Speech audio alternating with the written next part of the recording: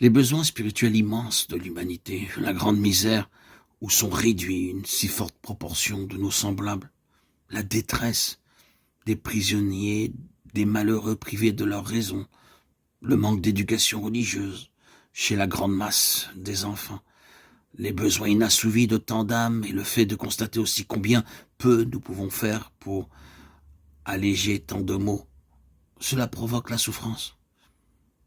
Une sainte souffrance.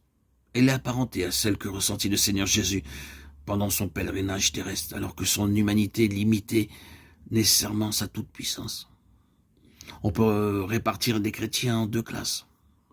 Ceux qui servent Dieu légalement, nommons-les des légalistes, et ceux qui le servent avec amour, par amour. Même parmi les saints, nous avons aussi deux classes, les sévères et les tendres. Les premiers justifient le côté légal de la sainteté. Les seconds mettent surtout l'accent sur l'amour infini de Dieu. Les premiers ne savent que peu de choses de ce désir intense de Dieu, ce désir qui pleure et soupire pour connaître quelque chose de sa plénitude. Les seconds ont des révélations de Dieu et de son caractère. Ils soupirent après lui de façon si intense qu'il semble que leur cœur va se briser du désir de se perdre dans l'abîme de sa glorieuse divinité. C'est une souffrance que peuvent convoiter les anges, une souffrance cependant qui a le pouvoir d'absorber toutes les autres douleurs.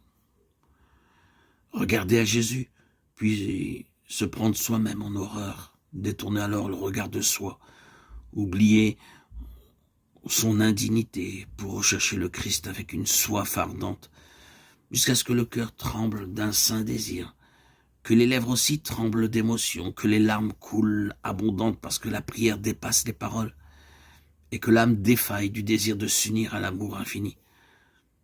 C'est ici la souffrance très douce de l'épouse du Christ, celle de la Soulamite, dans le Cantique des Cantiques. « Je suis malade d'amour », dit-elle, chapitre 2, verset 5.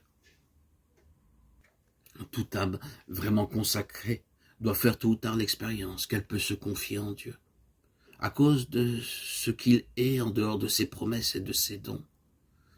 Elle doit apprendre à se réjouir en lui seul, même si toute chose venait à manquer.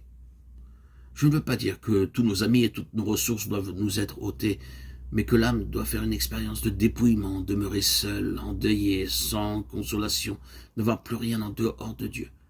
Elle peut avoir à traverser marées ou terrains mouvants, elle tombera peut-être en quelque précipice, ou sera roulée par les vagues de l'épreuve pour découvrir en définitive qu'en tout cela, Dieu était là, avec sa toute-puissance